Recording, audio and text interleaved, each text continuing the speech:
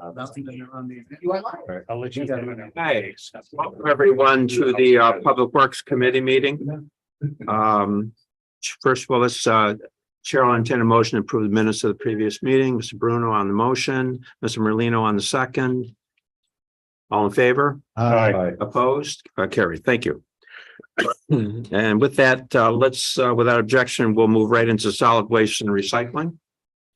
And Kevin, what do we have here? I'm going to turn it over to Thomas to take the first discussion item. Okay, Actually, to take the first three discussion items. okay. Thomas, welcome. Thank you. For the transfer station data collection, I've got some data from a few of the different towns. I think we're still in the stages of deciding how we collect the data, how we compile it, what we make it look like. But I think it's important to continually consider how we collect this data and what it can be used for in regards to grant applications. I think there's a lot of funding opportunities out there, and if we can create any creative solutions that are going to save the town some money, I think it's definitely worth the effort to focus on data collection a little bit. I know we sent, Town of Bolton sent you our state information that we report at all the towns that operate transfer stations. You have to complete that report. It would seem to me at maybe we do this in a kind of a two-step kind of thing, that initially we assemble all that information in one spot so we have all of it, and then make an evaluation as to what additional information we want, and then we can evaluate whether that information is presently being collected at the municipal level. Can it be collected at the municipal level, and at what cost? You see what I'm saying? Because some different towns have different information and different staffing and different situations. So, but we all have to do the state report. It would be good to have all of that in one spot where you have it all in one spreadsheet. Yeah. So that if somebody said, you know, how many tons of aluminum cans was handled last year in Warren County, you know, right? As opposed, and then if anybody wants that information, they can go one place and get it, as opposed to having to go to all the different towns to get that information, which presently is what they have to do. So I think that's the idea. Anyway, that's my recommendation. Kevin? I'm just going to add on what Thomas said is when we apply for any grant funding through any agency, they're looking for that information. Whether it's the EPA, I think what's the other one that we were looking at, Thomas, to the U.S. Department of Agriculture. They want to know that information. That helps us in any of those grant funding applications to be able to provide that information to those agencies. So it's useful in that way as well. Yeah, then later what we can do is if there's something else that we feel we need, then we can bring it to committee, and then we can talk to the towns about their ability to provide that information, and which might be easy, it might not be easy, depending, and we can evaluate it. But at the minimum, what you will have is the total amount provided to DEC annually for all transfer stations in the county, and we'll all have it all in one spot. Now, is your sense is you're going to input all that into some kind of spreadsheet? Yeah. Good. And now, how many of the towns have you received so far, or have you requested? You haven't requested it officially. Not yet. Some of us just sent it to you. So, are you planning on sending out it? Yeah, that's what I think after this meeting, I'll probably send out and ask for at least like the DEC reports. And if any other towns are willing to send along extra information, I see. welcome that. Okay, very good. And included in this information, I just want to make everybody aware that we are collecting this data as well from our private haulers, because as part of their permit system through us, they are to provide that same information to us as well. Well, that's a very important point, because not all of the material goes through our transfer stations. That's absolutely correct. That's a very good point. And you'll have it separated, how much is being privately handled and how much is being handled Transfer stations. transfer station. I know it seems like a minor thing, but I think it's indicative of a pretty major step forward here. All right, thank you. And I do have some information on the private waste hauler data. In 2022, the total landfill tonnage collected was 73,621 tons. There was 10,065 tons of construction and demolition debris collected.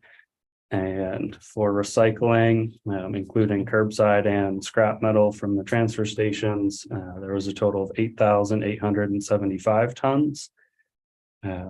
Overall, that's a recycling rate of 9.59. And I think it could be a little bit higher through residential only calculations.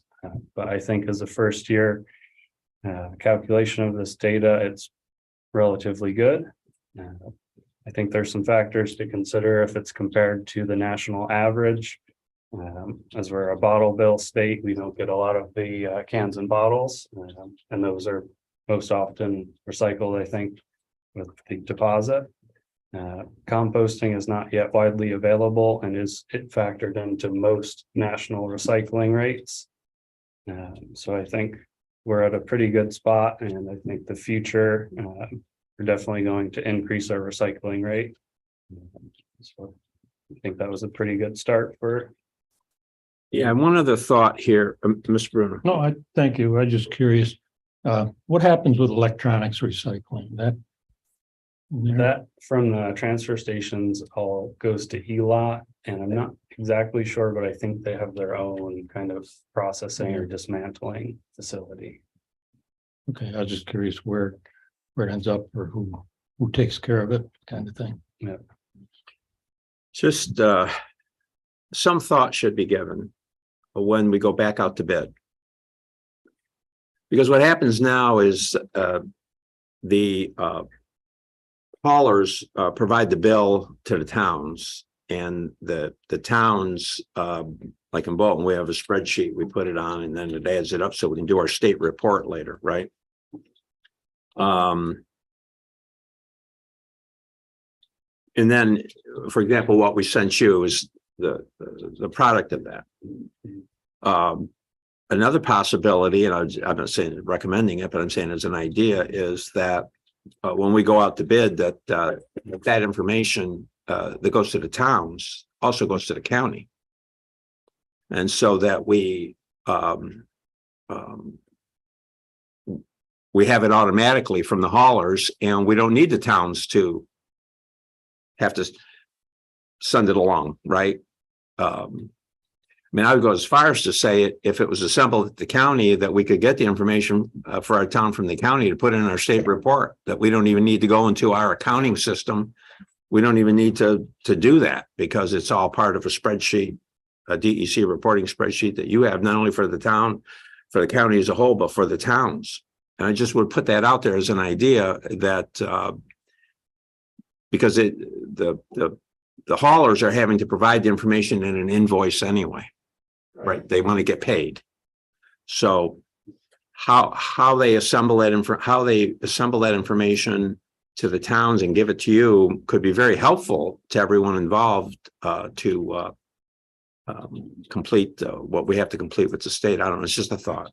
Kevin. I think based on the conversation that you and I had, and Thomas and I have been talking about this, when we put the next bid out for this year, because of course we don't have another truck to do hauling for the towns yet, we would look to incorporate that inside the bid, so that when they provide you the invoice, they can provide us, which is, correct me if I'm wrong, you get an invoice that says you had this much tonnage picked up and hauled where, and here's your cost. We would, I don't need necessarily what you're paying, but I need to know what the tonnage is of what they picked up. So they would provide us those monthly invoices per se to the county as well. And then it would be simple enough for us to take that tonnage from here's Bolton, here's whomever they picked up for. So, So there could be a very efficient way of doing this. It could save all of us a lot of time and angst and energy. Just a thought, right? And for the next item, it's the organics management plan. As of last week, we had over 90 survey responses, which has been pretty good. We also have had a pretty good turnout at our public outreach session. That was really good, and we got some good feedback from residents. So I think continuing on in the plan, we're over halfway. We're approaching our 5th advisory committee meeting. And we're looking at having, I think the draft organics management plan should be ready sometime around the end of May. Okay. So the next kind of meeting that we're going to have with them would be probably to discuss the survey results. Don Lehman had sent out to all the towns the information with the QR code so that everybody could go right to that QR code and go right to the survey. Not just for towns, it's for your residents as well. So if you could post this, and if you don't have it, I'll make sure that Don sends it out again today. But if you could post this, let them scan the QR codes, whether you have it at the transfer stations or at your town halls, and it'll quickly pop up on their phone, and the survey takes probably 5 minutes to fill in. But the more information we get out of that survey, the better for us moving forward with this plan. So I have a copy of it here, but I will make sure that Don gets it out to all the towns again. I was very encouraged. One of the individuals that was at the meeting is in the composting business. Yes. And so that linkage with the private sector, right, I think has real possibilities.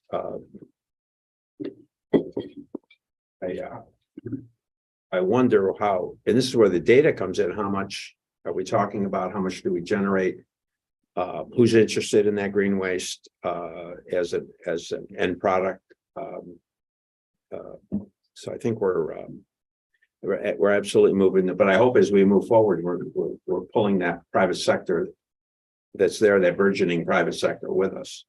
I'd hate to think that we would do anything that would be in unfair competition with.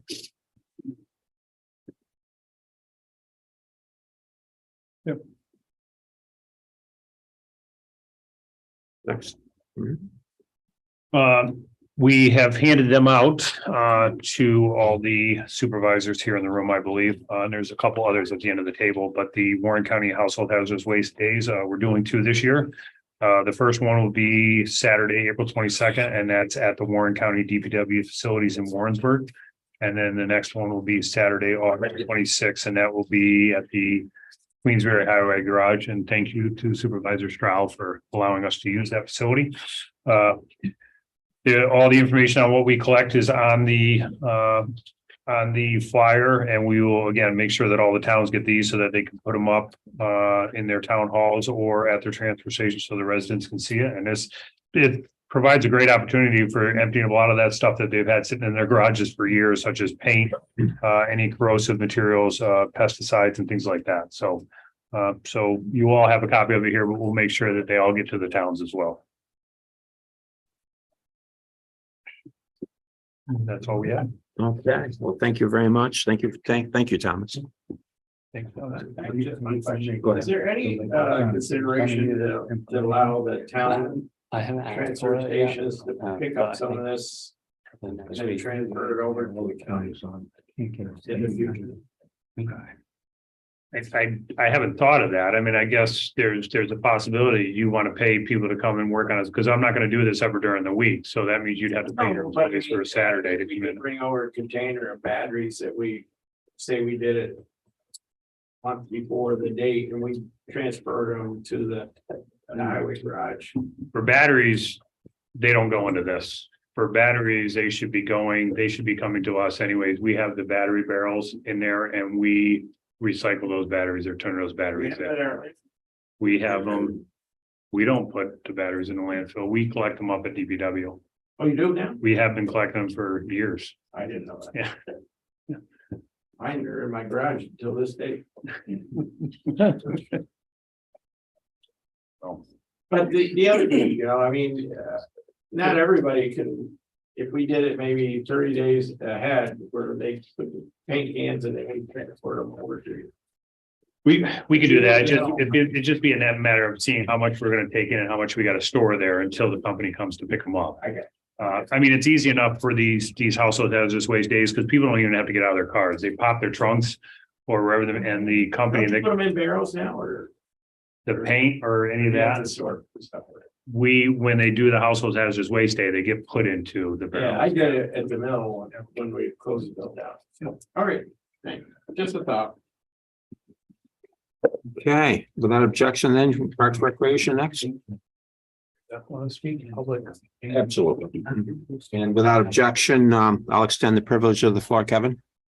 Mary Beth, did you want to, I want to make sure you get privilege of the floor. Oh, I'm sorry. I didn't know you wanted to speak. I apologize.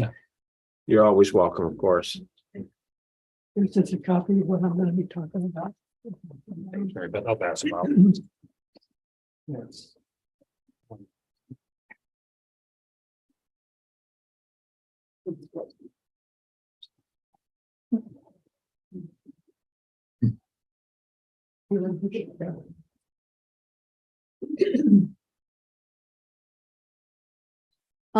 Thanks. Good morning, everybody. I'm Diane Collins from Zero Waste Warren County. I wanted to give you briefly the background of our involvement with this committee. Zero Waste Warren County is a citizen volunteer group that has been working with Kevin Hajos and Thomas Zabo and this committee on projects to do with modernizing the county transfer stations. Thomas is working on one project now, which he discussed with you, standardizing the format for solid waste collection data from all the municipalities. When this is implemented, the data collected will be used for further decisions on handling the marketable and profitable recyclables. If done by June, we could have 6 months of data from most of the transfer stations. Public Works has agreed that Warren County has the potential to market our own recyclables and make money rather than continuing to pay high cost to send recyclables elsewhere. A good example of reversible waste is our collected plastics. There are actually markets now for plastic number 1 and 2, but now what we collect are buried in our landfill. Last summer, a working group made up of Kevin, Thomas, and 3 interested supervisors from this committee, John Strow, Dennis Dickinson, Eugene Molino, keen on the potential of marketing our own recyclables, met to discuss applying for ARPA funds to establish the central recycling facility.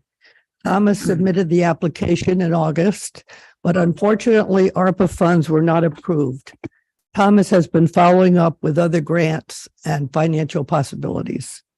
We appreciate that collecting and evaluating the standardized data, then locating and designing a collection site, then implementing a marketing plan is a long-term goal. So today I'm talking about a suggestion that we have to keep moving things forward. A next step. I came here today to see if there's interest in reconvening the working group, perhaps with several interested supervisors here, to talk about designing a smaller project, a small-scale demonstration project, such as focusing on collecting the most marketable recyclables from a few large sites, such as the Queensbury and Lake George transfer stations, purchasing or renting balers for each site, and marketing the baled items directly. The potential to earn revenue would be demonstrated and would enhance support among all the supervisors for our goal of modernizing the transfer stations. There would be much to discuss in setting up a demonstration project of some kind with your input and ideas. Please follow up with Supervisor Conover and Kevin if interested. We look forward to continuing our enthusiastic support and participation. Thank you. Thank you. Thank you. Well, I mean, I can, I believe I can speak for Bolton that if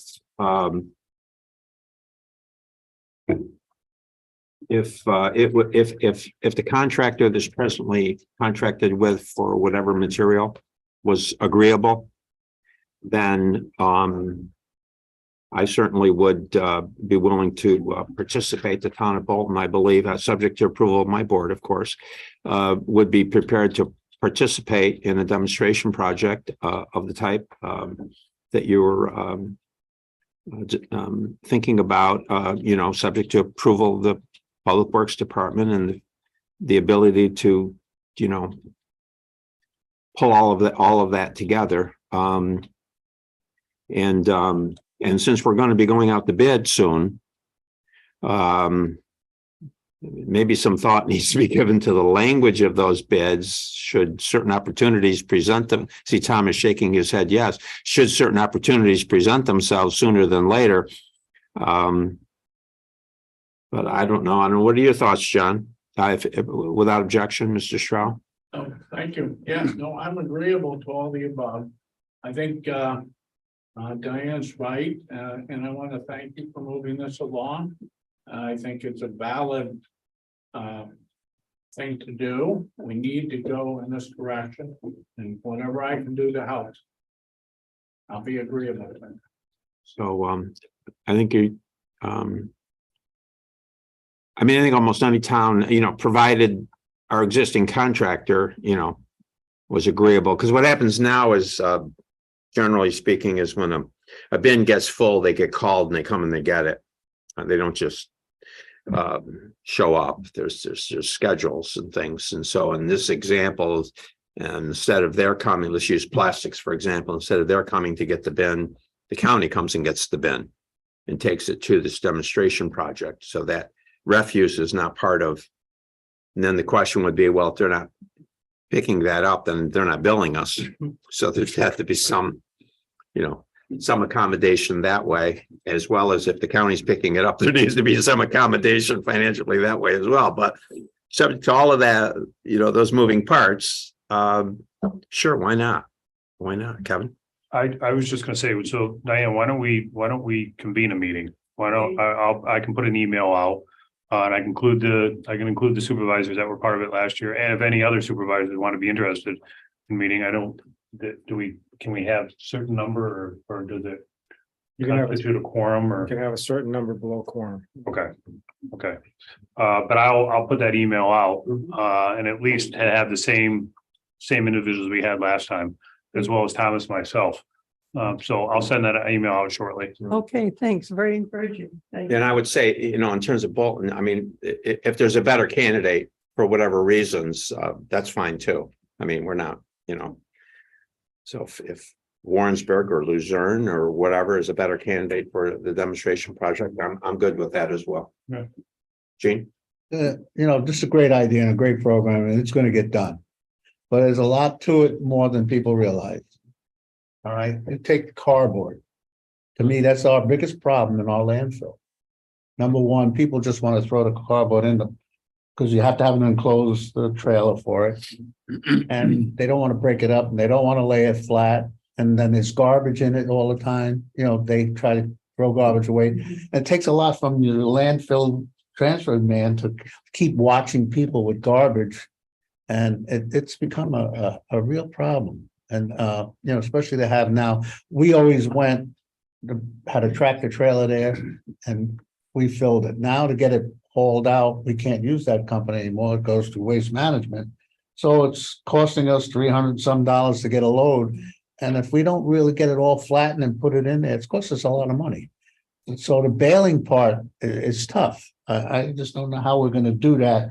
Do we you pick up that trailer and our container, bring it up to you and bail it up by you? Yes, that might work, but right now it's a headache for us. And the tin and the glass is no problem, and the regular garbage is no problem, and the C&D is no problem.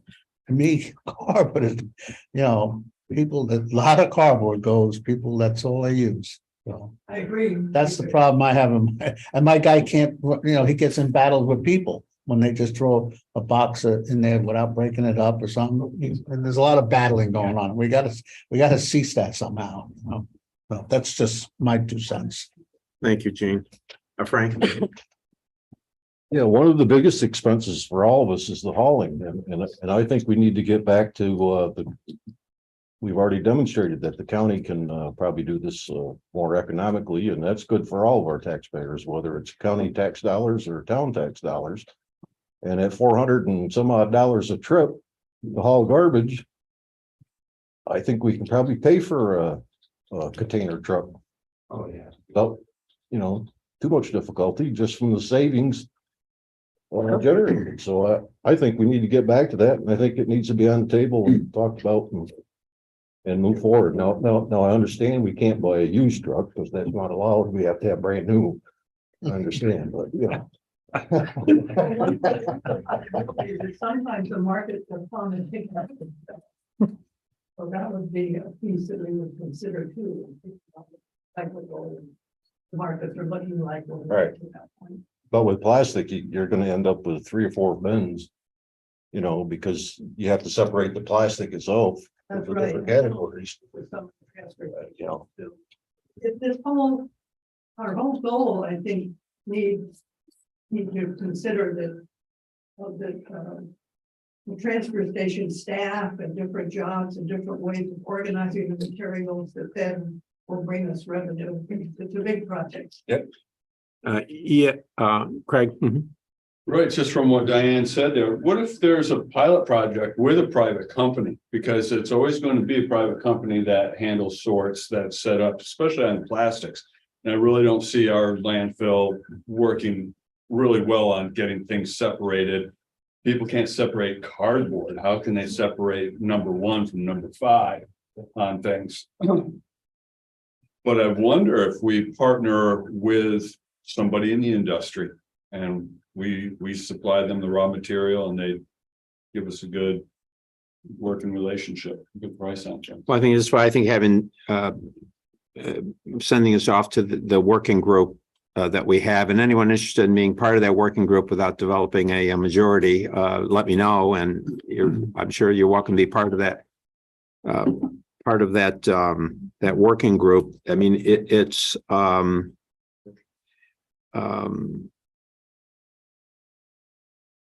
but I do like the idea of some type of a demonstration project for all the reasons that Diane has articulated. And you know, sometimes you walk before you run, right?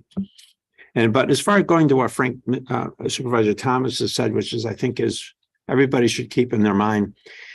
You know, we had hopes that we were going to secure the ARPA funds, which would have just jettisoned this program forward. Well, that didn't happen.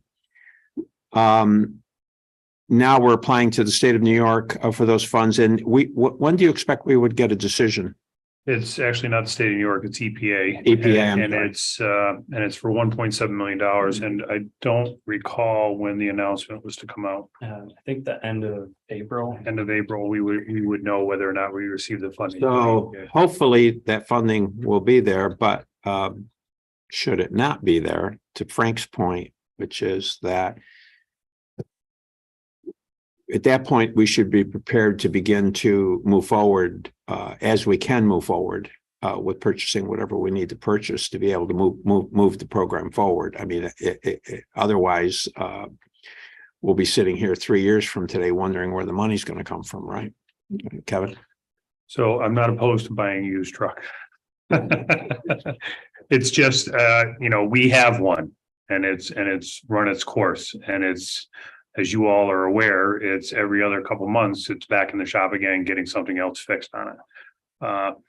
If maybe I can put a bid together, and again, if we can come up with the funding without maybe waiting for this grant funding to come in, maybe it's out of the general fund or the fund balance. If we can come up with funding, I can ask for maybe a 2 or 3 year old truck and put that out there and see what we can get.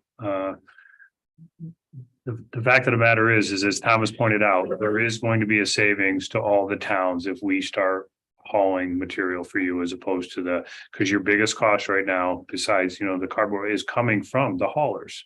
Edna is the only one who has, I believe, Casella, and I think everybody else has Waste Management, and Casella is charging Edna a fortune in Hague to haul material. So I think this is a route for us to take, is to get a truck, whether it's new or whether it's used. And maybe we put that in there as part of the bid, is asking for a new truck, willing to consider, you know, as part of the bid, a couple-year-old truck. I don't want something that's got a significant number of miles. It's just going to be something that we have to repair.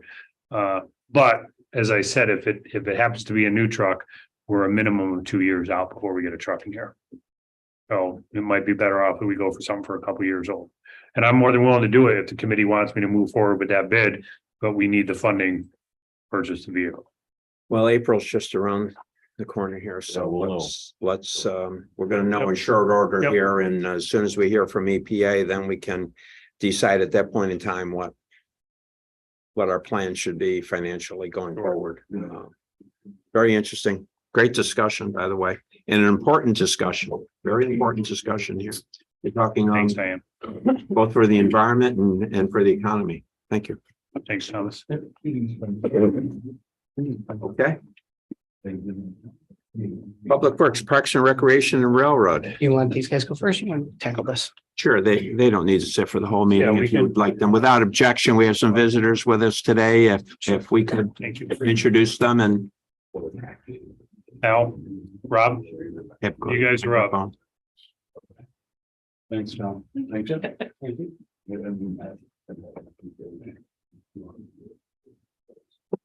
Hi, everyone. I'm Rob Hart, familiar, Revolution Rail. This is Molly McCarthy, who's a general manager for the Adirondacks for Revolution Rail. And we were invited by Kevin to come and talk because Hal Raven Rail was interested in doing a railroad run, but we're kind of primarily here. I mean, we'll answer any questions you guys have, but we thought this is a nice opportunity for us just to give you an update on where we are, because we got a lot of things going on. And so in answer any questions you have, the one thing I would like to ask is that if we could set a time in future to do like a quick 5-10 minute meeting in front of the board to explain the purchase of the North Line that we did. And I think it might be helpful for you guys to understand. There was a lot of intricacies in weaving the narrative to get the STB approval, partnering with Open Space Institute, and finally purchasing the line that I think might be informative for you and may bring forth other questions for you. But that's just a question, I mean, a request for later on, maybe in April or May. Today, I thought, Molly, I thought she could just talk a little bit about how we're partnering with other businesses in the area. Yeah. Hi, everybody. It's good to see you all again. If I've not met you before, my name is Molly. We're very excited for this upcoming season. We're just about 6 weeks out from the start of our Adirondack season. We're all very excited. Yes. Some things we're really thrilled about for this upcoming season is we're able to offer tubing and rafting in conjunction with our rail bike rides in partnership with 3 different rafting and tubing companies on both the Sacandaga and the Hudson River. We're also working closely with Liza with the Warren County Workforce Development Office and providing employment opportunities for Warren County residents, which we're really thrilled about, and it's a great partnership. We're also working with AIM Services and creating opportunities for people with disabilities to work and learn job skills, and supporting other groups like the Hadley Luzerne Youth Commission on creating community-based service projects. So those are just some upcoming things that we're working on this spring and through the summer. So. I mean, I also have one other request before I let Hal take the mic. In the interest of us trying to diversify and partnering with other tubing and rafting, we're trying to diversify ourselves because I've talked to a number of different people who have seen these tourist railroads, and as we're a form of that with the rail bike industry, we're trying to be proactive and trying to keep our ridership up. And so one of the ways we're doing that is we're introducing e-bikes. So there'll be a pedal assist. So it will open this market up, hopefully, to a lot of other people who wouldn't necessarily be able to do this. And we've had a request by many of our riders to do longer runs. And so right now, our run out of North Creek goes from North Creek south down towards Riparius, Riverside Station. However, we stop, when I looked at the mileage, it looks like we stop about a mile short of the station. We're interested in going that extra mile to be able to offer with the e-bikes a longer run. They could stop at Riverside Station, and it's just a beautiful area there. The grass is there. We could either put porta potties there, or we could potentially rent that station. And so we're asking for some sort of amendment to to our existing lease to see if you guys are open to that idea. And the reason for it is just, like I said, just we're trying to diversify. There's a lot of people who've done our ride with us, but they may come back if they could do a longer run, and or introduce the e-bikes to them. So that's another request we have. So One thing I can say, coordinate with Kevin on the date for the presentation to the committee and put that out to the board at large, that anybody at the board that's interested can attend that meeting. And I think it's fair to say we also, I think, are interested in share that your interest in wanting to see the program expand to be beneficial to our communities. And so we look forward to that discussion and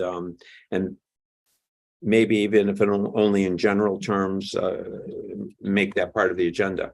In other words, to have a general discussion on those topics and so that we can get a path forward on how to proceed.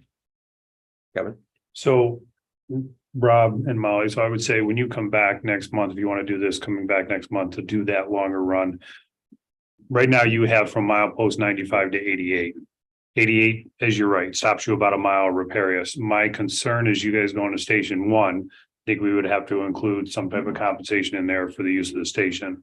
But 2 is we no longer have signals for our rail. Our signals are shut off and they're locked in place. My fear is that you're crossing Route 8 there, and this may be a discussion ahead of time that you have with DOT, because that's a very difficult corner in Riverside Station.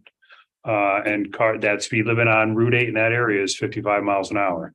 So you taking rail bikes across Route 8, that is a concern for me. But I'm not saying we're not going to look at it, but I would say come back next month with your proposal and maybe even a discussion with DOT as to what you're going to do or what they're going to allow you to do going across Route 8, because the rail bikes will never set off the signals. Right. They're just they won't do it.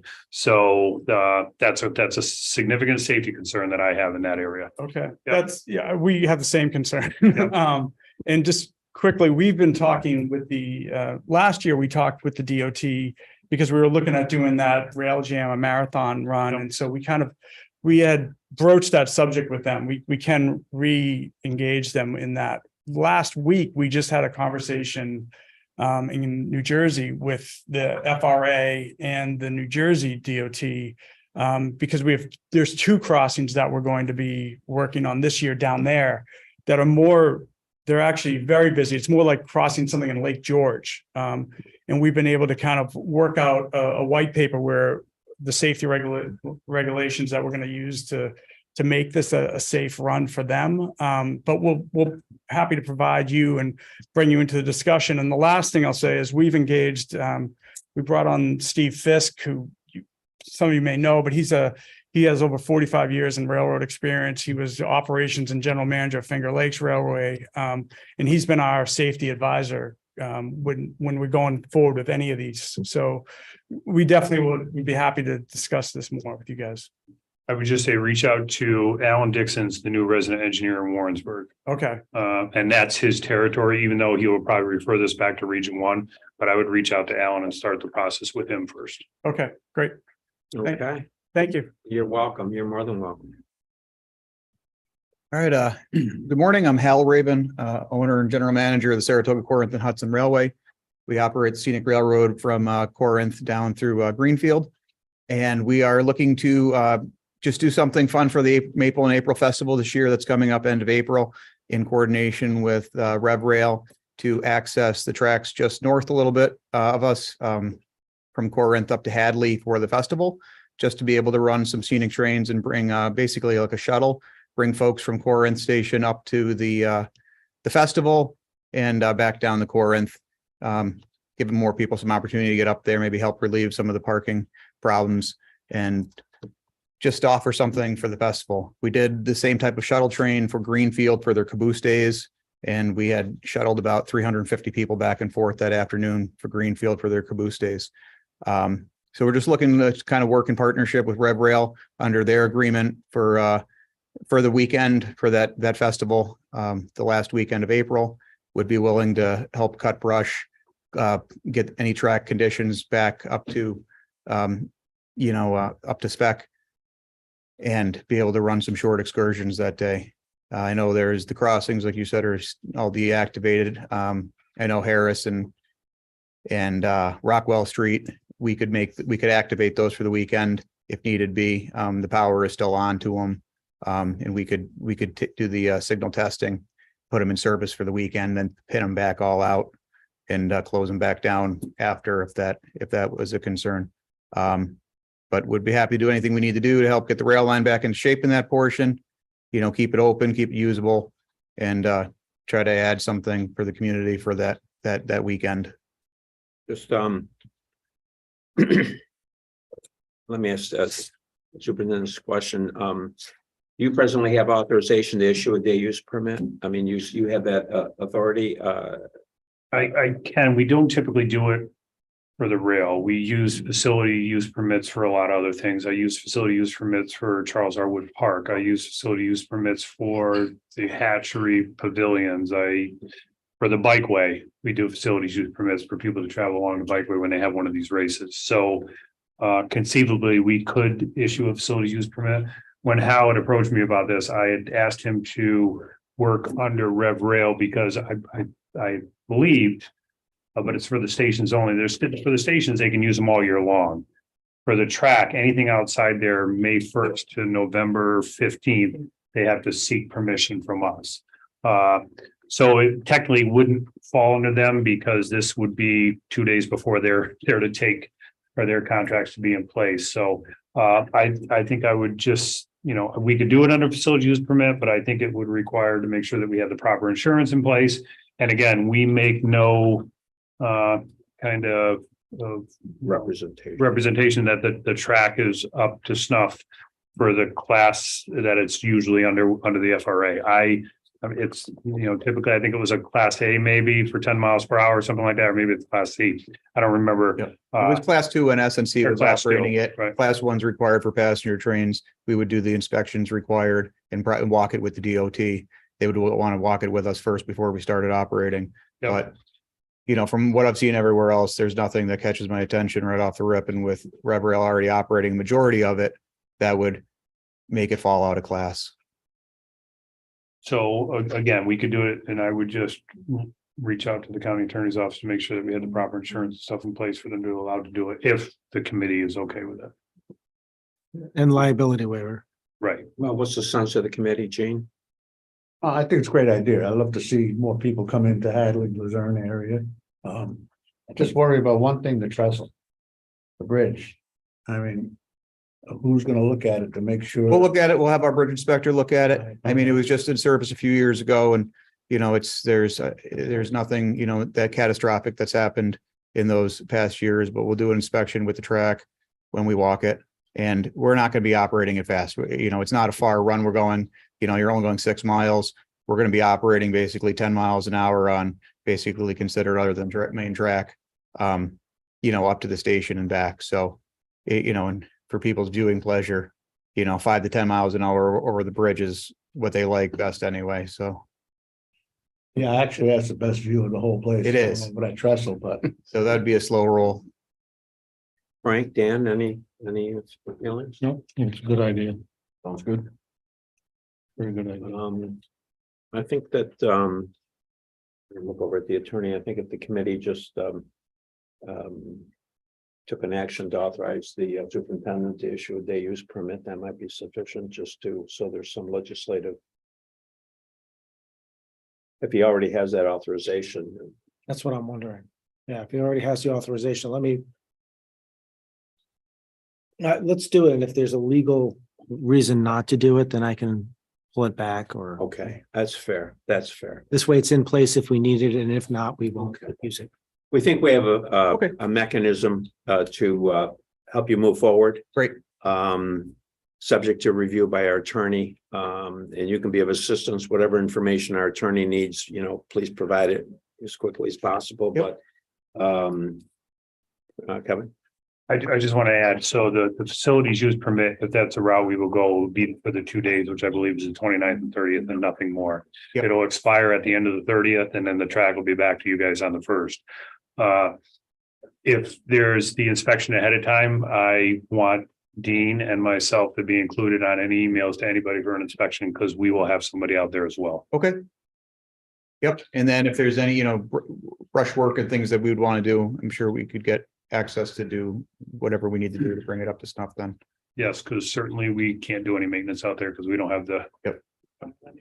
And that we would just do that all on our own. There would be no fees or costs associated with it. We would take care of any. Yeah, I'll get required your, work. I can get your contact info and we can talk about this. I have Okay. it all sent to Outside. you as well. Yeah. All right, Well, and thank you very much thank you. for thinking of We look us. forward to working with the county and with other local businesses and trying to do whatever we can, to work collectively to support good. this. So thank Thank you. you. Thanks, Al. Thank you. Thanks, Rob. Thanks, Thanks, Rob. Molly. Thank you. Thank you very much. Thanks, Molly. Thank you. All right.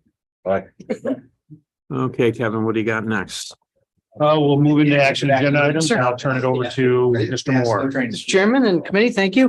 First two actionable, the only two actionable items are requests to apply for and execute if available grant funding. The first of which is for a grant through the FFLA, the Forest Fire Lookout Association.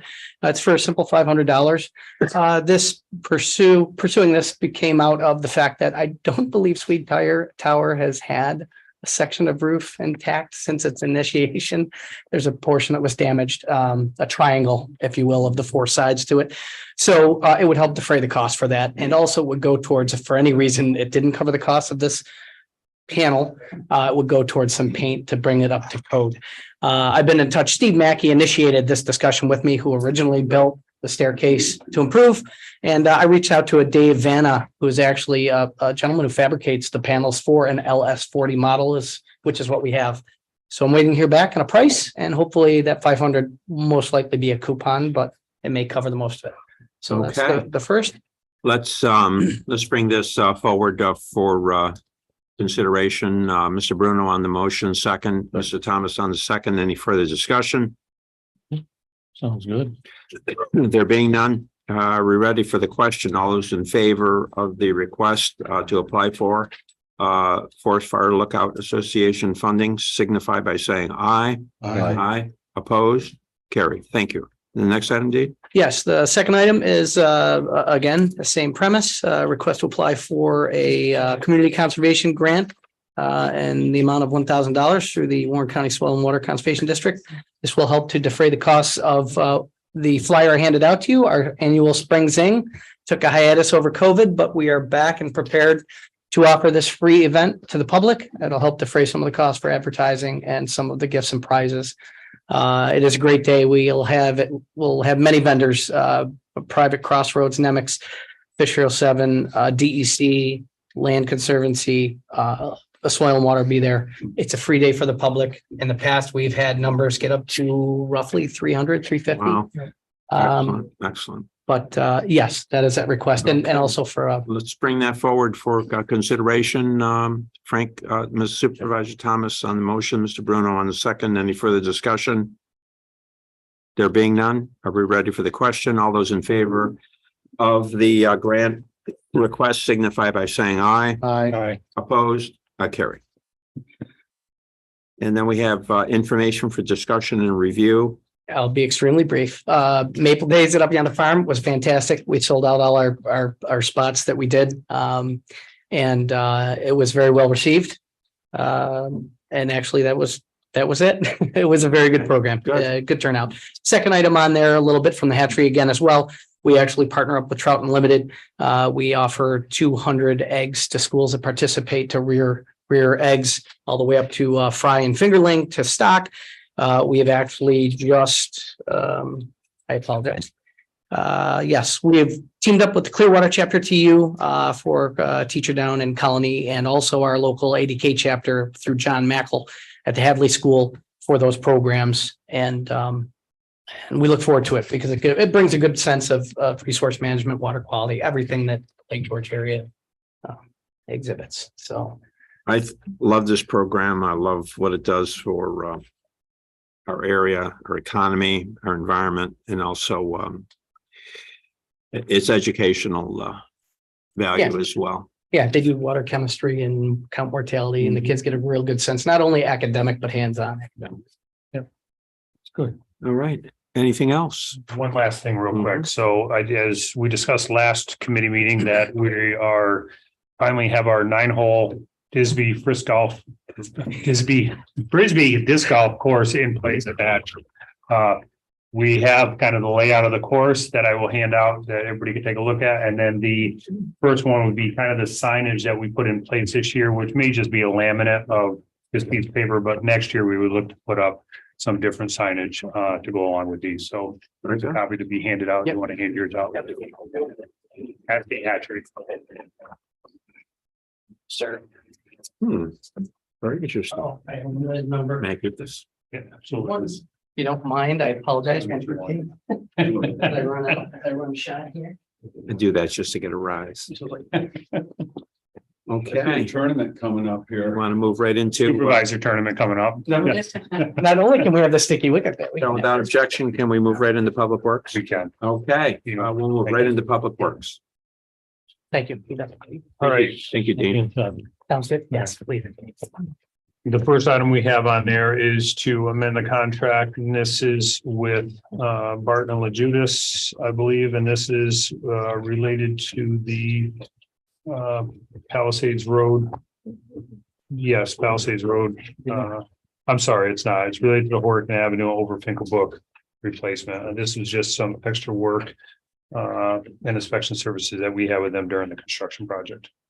All right, so we'll bring this forward for consideration.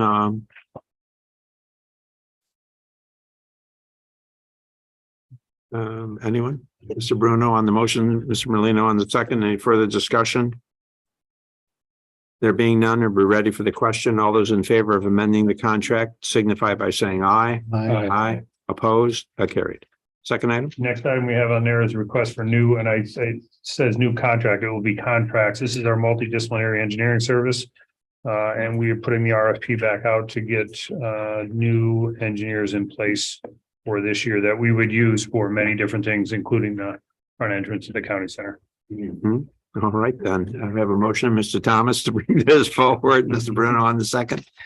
All in favor signify by saying aye. Aye. Opposed? Carried. And I just wanted to add on that those proposals will be in for April 4th, so we will have the designated contracts in place for the board meeting. The next one is the new contract for application of pavement markings, and the bids due for those are on April 6th. And these pavement markings, most towns use the same contractor as well. Move this forward, Mr. Merlino, Mr. Bruno on the second. All in favor? Aye. Opposed? Carried. Next item we have on there is a miscellaneous request to establish the 2023 road projects, and the list of road projects are attached. These are the local bids that we put out. These are not the federal aid projects. All right, let's bring this forward for consideration. Mr. Bruno to bring it forward. Mr. Thomas on the second. What do we, any discussion on the list? Just briefly, Kevin, what goes into making the list? So we each year in the springtime evaluate all 250 miles of roads within the county. Their engineer staff goes out and they look at every portion of road, and they determine based on pavement ratings, similar to what DOT used for pavement ratings, what typically, God bless you, what typically needs to be worked on, replaced, fixed, so on and so forth. There, as I've talked about in the past, there's a lot of roads that are in very poor shape. And then there's a lot of roads that are in fair to midland shape. We try to get those fair to middle kind of roads back in order first. We don't always jump on the worst roads, and if we do, we run out of money fairly quickly. They're more expensive. We already know that they're in poor shape. We maintain them so that they're safe, but we want to save our good roads first. So most of the projects that you see here are probably a full depth reclamation or a cold in place type of treatment. I think this is the year that we had a few overlays here and there, but as you see, and I don't have mileage on them, and I apologize, but they're Bay Road in the town of Queensbury, Glen Athol Road, Johnsburg, Palisades Road, Horicon, Corinth Road, town of Queensbury, Valley Road, town of Thurman, Golf Course in Warrensburg, and Country Club in Queensbury. We also have a couple other projects that are still outstanding. One that I was talking to Supervisor Garrity about, River Street. We still have a little bit more work to do out on Harrisburg Road in Stony Creek. And then we have 3 other projects that are kind of leftover projects from last year, which are Main Street in Johnsburg. That's been lingering for a while, and Coolidge Hill and Diamond Point. Coolidge Hill and Bolton and Diamond Point in Lake George, Warrensburg. Those will be out a little bit later this year. The Main Street project in North Creek will go out to bid. But they're currently have a contractor there putting in their water line, and that will not probably finish until almost November of this year. So we will have bids in place, but most likely that work wouldn't start until spring of next year. Okay, just comment how you, the approachway to the Finkel Bridge, that'll be taken care of. That'll be taken care of Okay, this year as well. very good. Yep. All right, then, this is a list. I think we should approve it, subject to discussion. Bruno, Mr. Bruno. Thank you. Could you get me limits or distance or? I can, I'll get you, yeah, I just Yeah. didn't have distance. I can definitely do that. Yep. And that Quaker Road project, that falls under any other category? That's one of the federal aid projects. Yes. Okay, thank you. You're welcome. All right, then. All those in favor of the 23 road project as presented, signify by saying aye. Aye. Opposed? Carried. Transfer funds? Yep, the next resolution we have there is the transfer of funds, and this is to fund some of these newly established road projects as well as the existing road projects that we have. And you can see where we're transferring the funds from and to. And most of these are leftover projects from last year's projects that we had a savings on the projects. So we're going to move this money to other road projects and some of the newly funded ones. Okay, then let's bring this forward for consideration. Mr. Bruno on the motion, Mr. Frank on the second, Mr. Thomas on the second. Any discussion? So this is all what I would call residual funds. These are residual funds. That's correct. Thank you. Yep. Are we ready for the question? All those in favor of the request signify by saying aye. Aye. Opposed? Carried. The next item we have there is the next 2 are notice of intent to fill positions. The first position is an MEO light. And the second is the sign maintenance worker. The MEO light, we had a resignation.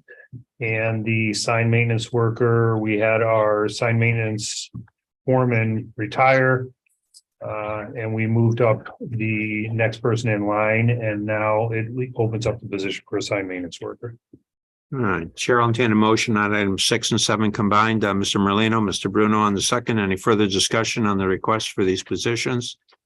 There being none, all those in favor of the request signify by saying aye. Aye. Opposed? Carried. And I apologize because I probably should have included 8 into that as well, and that's a notice of intent to fill a medium position due to a promotion from a light to a medium.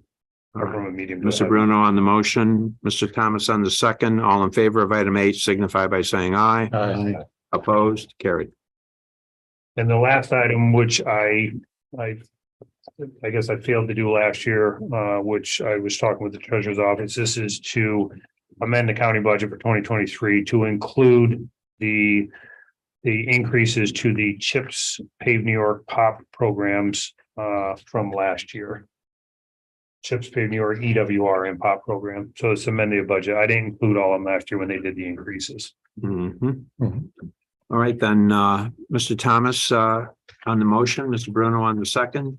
All in favor signify by saying aye. Aye. Opposed? Carried. So that's it for resolutions. Under discussion items, I just have some quick project updates. So I talked about all the local roads that we just bid. The other federal aid roads that we have going on this year would be Quaker Road in the town of Queensbury. We received bids. We awarded to the lowest bidder, and we, within the next week, will be having our pre-construction meeting for that project. And hopefully sooner than later, we get started on that project. One of the other projects that we have to go to construction this year will be Amsterdville Road as well. And then I think it's starting next week, they'll begin the work on the Dippy Kill Bridge. As well as the Johnsburg Bridge replacements also. In fact, we're going to start demoing the Johnsburg Bridge replacements, which would be Glen Creek Road sometime next week. Local funded projects, I kind of touch base on them all, which would be Coolidge Hill, Diamond Point, and Main Street. Those are all going to take place this year, except for maybe Main Street. That may get pushed to 2024, depending on how quick the town's contractor gets done with the water line work this year. And the annual paving projects, the low bid award went to Peckham Road Corp for all the projects. The only other thing that I wanted to touch base on today during the meeting is another project update, and I touched on this a little bit last committee meeting, but Larry wasn't able to be here, but he's here today, is Sagamore Road retaining wall. As I discussed last committee, the property owner that we need to acquire right away from has requested, we had a appraisal done on the property. We followed the same kind of guidelines as the federal that we do with the federal aid process. We did that here as well, even though it's not a federally funded project.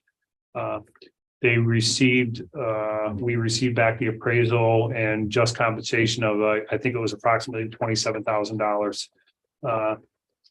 We provided that to the property owner. They came back and said that they feel it's worth $400,000 because of what the 400 and change, because of loss of business and whatever else it may be.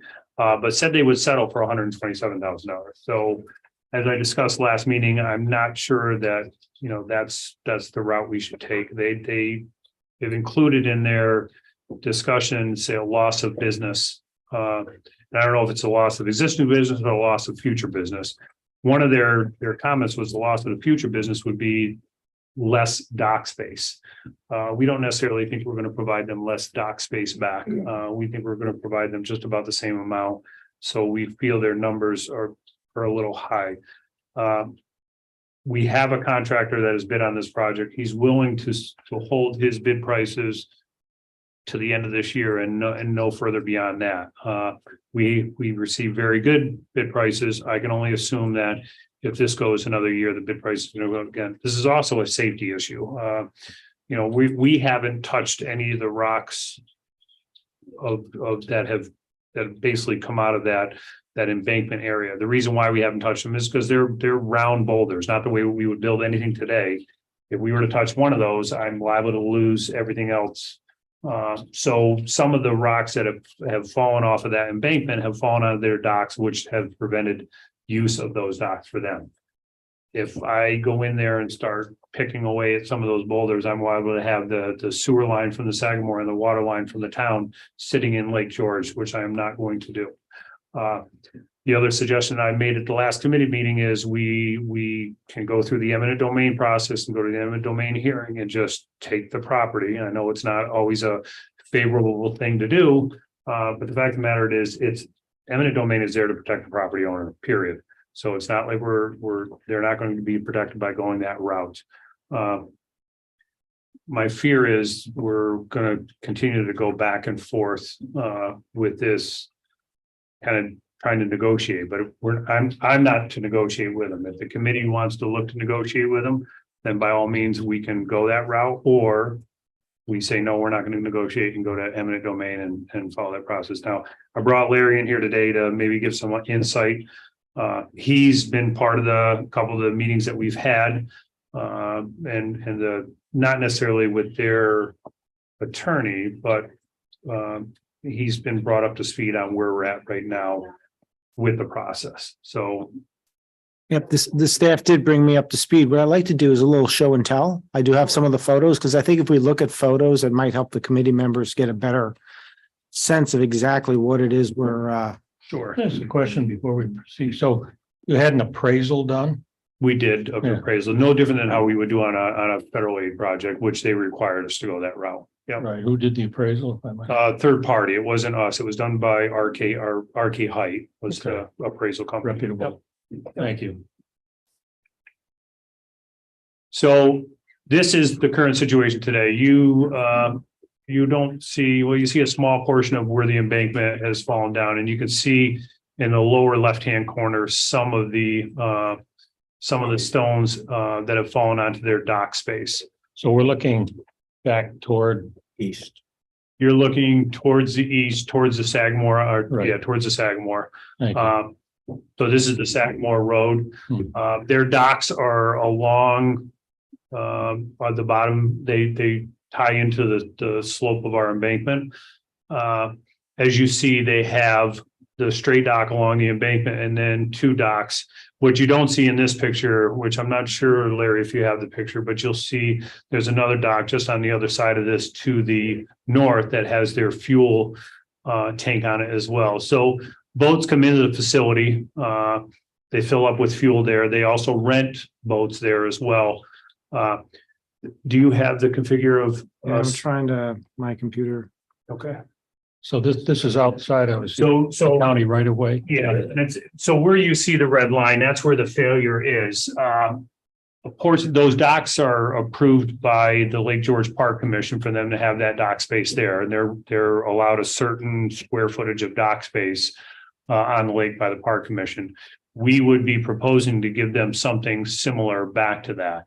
They haven't been able to use this dock space currently because, again, down in the lower left-hand corner, you see some of the stones that have fallen.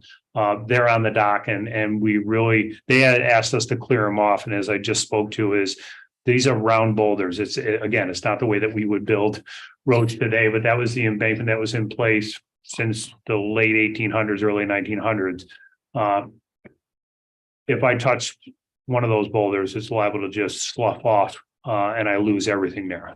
So we haven't been willing to do that. So do I feel that there may be some loss to them as far as business? Yes, but that's not part of the right of way that we would acquire for us to go forward with the project. Where does the right of way currently extend to? To the toe of the slope.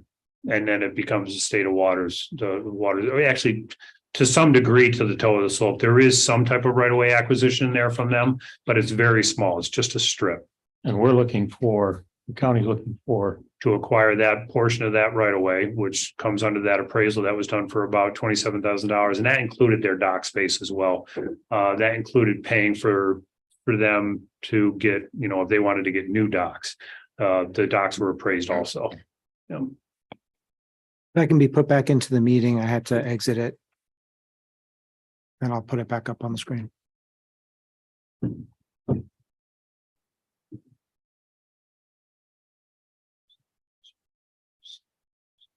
Amy. Oh, did you?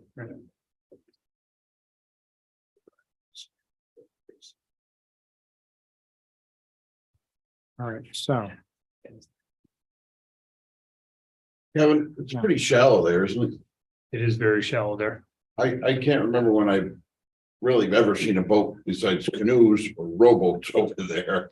In all the years that we used to go there and get lunch or fill up on gas, but So the two docks that you do see that are farther out there, it's a little bit deeper in those areas so they can have docks.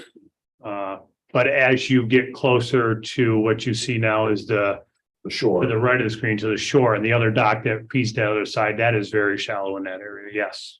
Yeah. but really the main problem is they can't walk along the That's path. right. Currently they can't. So here's a good picture of showing those type of rocks or boulders that were used for that embankment retaining wall. Again, that would not be designed for today. That was done many, many years ago, and it's basically laid up stone. Over the years, even I think Water's Edge has gone in there and put concrete between the rocks to kind of hold them in place, because it's just not the type of design that we use today. We have proposed a new retaining wall in that area. And again, you can see where it's sloughed off significantly to the right-hand side of the screen. And then there's other areas, as you see where the first jut out of that dock is, that there's even more areas in there that could wash away as well. That's the end of the show and tell. Just a question. I mean, Can those docks be moved further out into the water and we put a retaining wall there? That's what we proposed. So the design right now is a retaining wall. That we had to go through all the permitting process, everything with the state of New York. Because that's the waters of the state of New York. I think we have basically all the permitting that we need in place. So that the contractor can start the work. And that's what we suggested is we would move the docks out. Now it does, since you're moving the docks out a certain distance, it does tighten up that area where again, they may come into that shallow area that and the space to their fuel dock, which isn't necessarily in the picture. It becomes tighter getting to that fuel dock as well. But we're proposing to give them. And we've talked to the park commission and the park commission would give them a variance on this because of what we have to do to retain that road bed. Yeah, and from the county attorney's position, this is a health and safety issue that needs to be addressed soon. It's a safety issue. It's also a health issue because as it was said, it's the water and sewer to the Sagamore. I have not engaged actively with the owners or their counsel. I've been briefed up by Department of Public Works but we'll do that in the next 30 days. And my hope is that this is going to get resolved very quickly. And if it's not going to get resolved very quickly by an agreement, then we'll have a different conversation with the committee about how to go forward. But I don't want to speculate or have that conversation today until I know and I'm comfortable that realistic negotiation based on facts isn't going to get this done.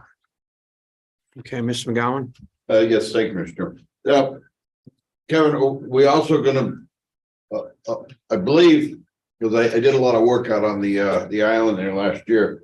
And I really had a chance to drive across the bridge a lot and take a look and walk it. Are we gonna correct it? It kind of with the water runoff there. That's kind of created all that. Yeah, we would propose, remember the bridge we do not own, that's owned by the Sagamore. So we own up to the bridge, the roadway. We would, once this wall is in place, we're proposing some drainage to get back to catch basins that are further down on our road. So yes, we would collect all that stormwater runoff. So that but again, with a retaining wall in there, it's not going to happen again. Gotcha. Thank you.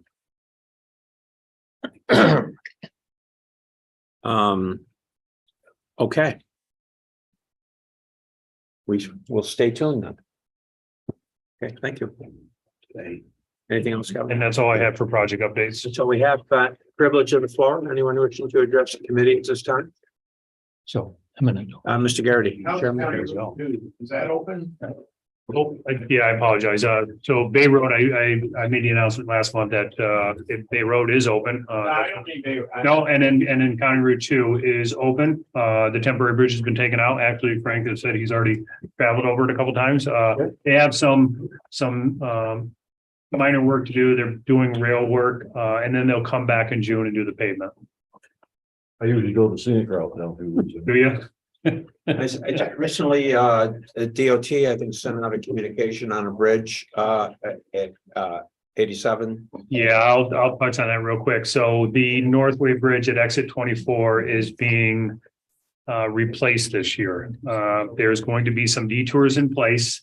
I was surprised that when I received correspondence the other day, I received it from Ron. They never included the county into it, especially when County Route 11 and 10 are right there. So I reached out to DOT and made sure that Kevin and Ron and others were copied on the email, keep us in a loop of what's taking place. The detour is southbound. You're not going to be able to come off 10 or 11 and go southbound because of course the bridge will be under construction. So they, I believe, are going to send them up to 25 to come back down south. You will be able to get off northbound.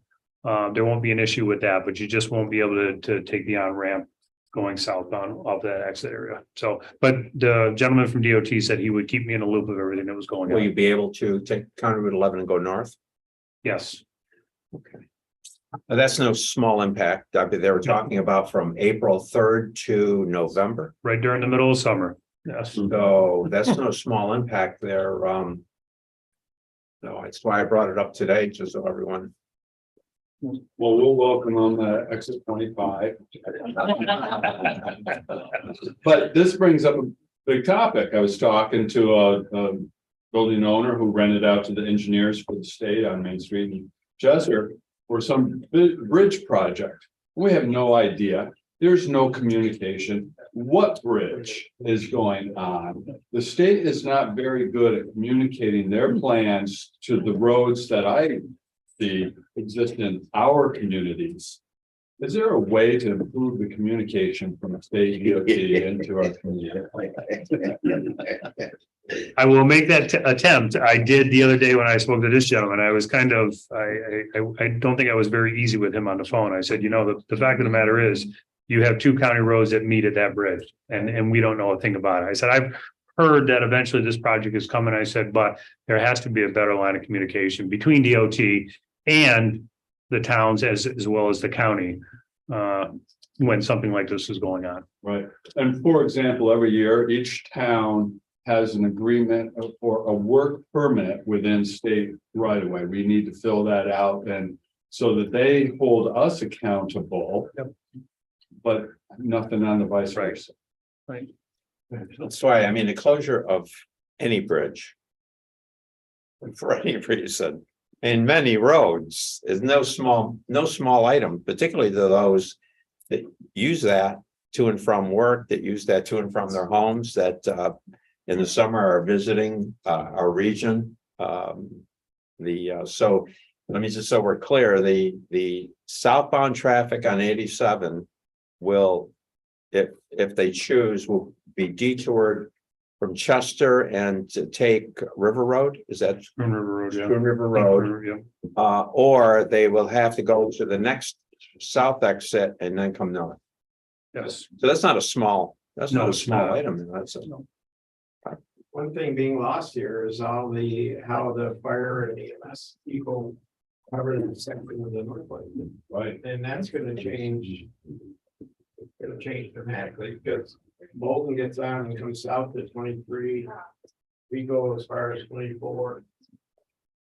You know, so that's gotta be addressed too. Hopefully, office emergency service and how it's going down. One of the things that I did when I spoke to this gentleman on the phone the other day was to tell him, I mean, and again, I saw the email that you sent to me with just your name on it. I said, you got to make sure that he goes, well, you know, your name's not on my list. I said, well, number one, it should be. And I said, number two is, have you included emergency services and everyone else involved, including town of Warrensburg? Town of Bolton received it. But I don't know. You were on the list? We got the initial email from DOT, but I'm just thinking out loud now about, you know, where we get on and off to cover that section of the Northway. It's gonna be non-existent, so Chester's gonna have to run down. let's send that off, just as automatic. Let's send that off. I think Kevin's making a great suggestion there. It hasn't been done already, even if it has been done, do it again. Yep. And like I say, that's not a small item. That's a big one. Mr. Thomas. Isn't there a state engineer, Reed Morensburg? Yeah, but that's not. He doesn't know anything about it? The problem is, well, it's not that he doesn't know anything about it. He's not on. He's on the communication to know that something's happening, but it's not his project. It's coming out of Region 1. So why they may say to him, hey, by the way, we're doing exit 24 this year. It doesn't necessarily tell him to click to say, oh, I'm going to call these guys, because he's expecting Region 1 to do it. So. Okay, let's get the word out. We're bumping into the next meeting, so if there's, unless there's. Just, I wanted to do something real quick. So as you all know, I went down to Advocacy Days down in Albany. We put in our pitch for the CHIPS money, Pave New York, POP program, so on and so forth.